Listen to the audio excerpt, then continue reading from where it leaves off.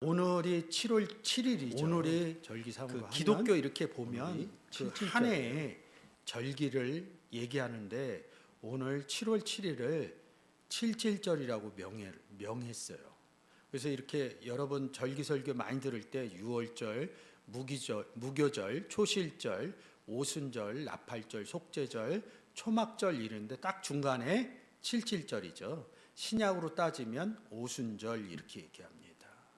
이 의미를 잘 얘기를 해야 되는데 우측 상단에 보시면 여기 이제 절기를 제가 이렇게 써놓은 거예요. 이게 이제 기독교 한 해 이날이 되면 이런 절기를 한다. 뭐 우리가 제일 많이 아는 부활절, 그리고 12월 되면 성탄절 이렇게 얘기하죠. 근데 부활절 다음에 50일이 지나서 성령 강림절 해갖고 사도행전 2장의 오순절 사건을 얘기를 해요. 근데 그 날을 5월 19일이라고 그리고 지금 오늘을 맥추절이거든요. 근데 이 부분이 뭔가 정리가 안 돼 있어서 제가 좀 말씀드리는 거예요. 칠칠절이에요. 이 칠칠절 때는 여기 보이시는 신명기 16장 10절하고 사도행전 2장 1절 한번 읽어줘 보세요. 내 하나님 여호와 앞에 칠칠절을 지키되 내 하나님 여호와께서 내게 복을 주신 대로 내 힘을 헤아려 자원하는 예물을 드리고 오순절 날이 이미 이름에 저희가 다 같이 한 곳에 모였더니. 근데 이 사도행전 2장에 오면 오순절 사건을 성령이 임한다 이거로 다 얘기를 해요. 이 오순절을 구약에선 칠칠절인데 뭐냐면 예물 드리는 얘기를 한다고요. 근데 앞부분에 사도행전 앞부분에 무슨 얘기를 하냐면 성령이 마가다락방에서 임했다 여기서 끝난다고 대부분. 근데 그 뒤에 보면 뭐예요? 16개국에 온 사람들에게 예수 그리스도에 대해서 얘기를 한다고요. 그래서 제자의 수가 3,000명이 됐다 이런 거예요. 이게 하나님께 예물 드린 사건이라고요. 이 의미를 사도행전 2장에서 잘 보셔야지 된다는 거죠. 그러니까 이렇게 성령 강림주의하고 맥추감사주의를 이렇게 성경적으로 좀 구분할 수 있어야 돼요. 그냥 성령 강림주일에 사도행전 2장 1절에 오순절로 가는 게 아니라 성경에서는 이렇게 우리가 생각하는 달에 이어지는 날짜가 그렇게 중요하지는 않아요. 깊게 들어가면. 그러니까 오순절날 왜 성령 강림주일이라고 그랬느냐. 제가 오순절 사도행전 할 때 설명을 드렸는데 또 많은 시간이 지났으니까 한번 보여드리는 게 나을 것 같아요. 오순절 날이 이미 이름에 저희가 다 같이 한 곳에 모였더니 호련히 하늘로부터 급하고 강한 바람 같은 소리가 있어 저희 앉은 온 집에 가득하며 불의 혀같이 갈라지는 것이 저희에게 보여 각 사람 위에 임하여 있더니 저희가 다 성령의 충만함을 받고 성령이 말하게 하심을 따라 다른 방언으로 말하기를 시작하니라. 아멘. 자, 이 부분 때문에 성령이 임했다고 그러는 거거든요. 4절에 성령이 나와서 이런다고요. 그래서 임하였더니 먼저 얘기하는 겁니다. 근데 제가 항상 얘기하지만 헬라어나 시브리어에는 시제가 있어요. 우리가 쓰는 게.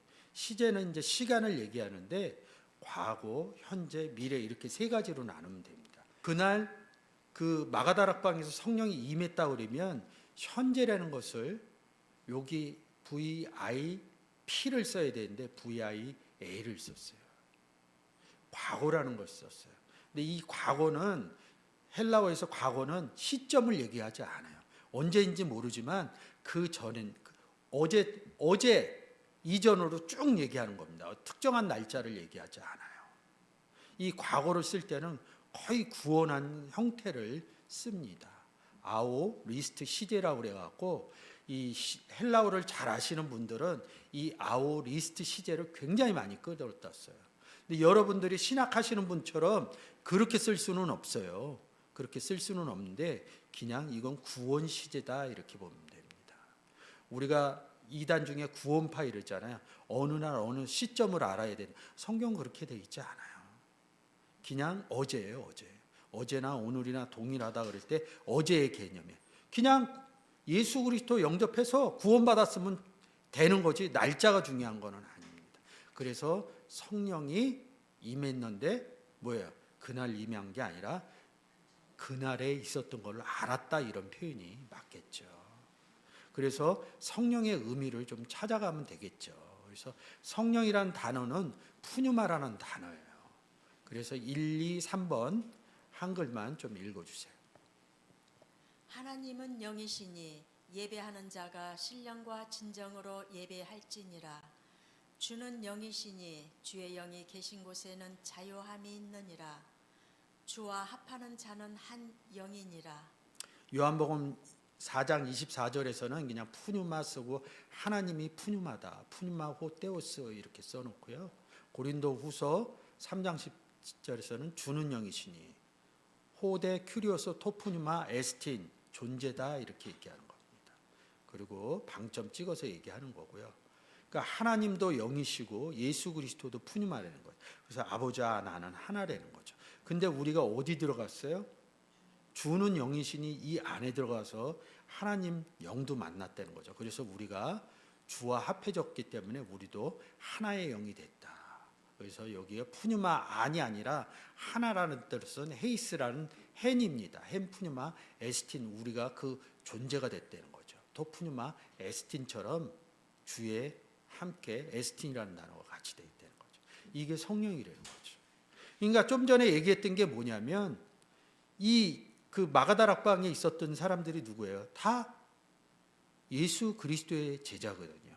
예수 그리스도의 제자가 되려면 어떻게 해야 돼? 예수 그리스도를 영접해야 돼요.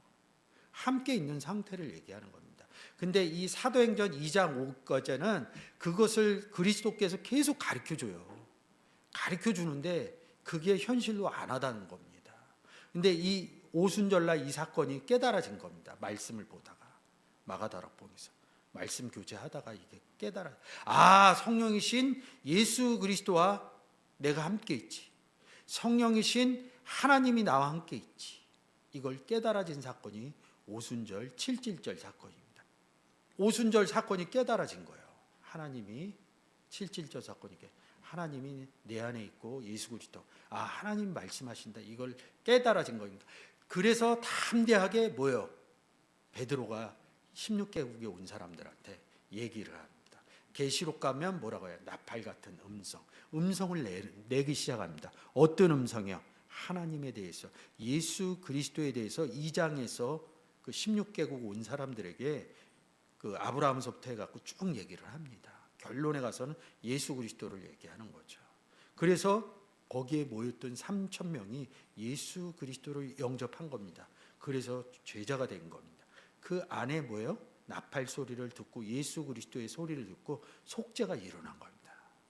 그래서 초막절, 그래서 3,000명이 되었다. 그러면서 오순절 사건이 지금 이 신명기에서 자원하는 예물을 드리고 3,000명의 예물을 드렸다는 소리입니다. 이게 7.7절 사건이고 지금 보시는 것처럼 맥주 감사주일입니다. 사실 오늘 여러분들은 예물을 냈어야 돼요. 저도 못 냈습니다. 하나님께 제자되는 사람들, 영접하는 사람들을 내려고 노력했어야 되는데 저도 노력을 못했어요. 이 절기를 잘 몰랐으니까요. 헌금도 했어야 되고 이런데 그런 부분이 있습니다. 그래서 이 7.7절 사건이 성령 강림주일 사건하고 잘 비교해서 여러분들이 생각하시면 좋을 것 같습니다. 제가 오순절로 사도행전 2장에서 해놓은 유튜브가 있으니까 좀 보셔도 좋을 것 같아요. 제가 성령이 있었냐 이런 얘기를 하냐면 여기 원문을 보고 제가 말씀을 드리는 겁니다. 여기 보면 과거라고 돼 있죠. 과거라고 제가 얘기한 게 아닙니다. 여기에는 영어로 A라는 단어가 아오리스트 시제 이렇게 갖고 했는데 한글로는 과거 이렇게 돼 있습니다. 그리고 여기 성령을 제가 설명을 했고요.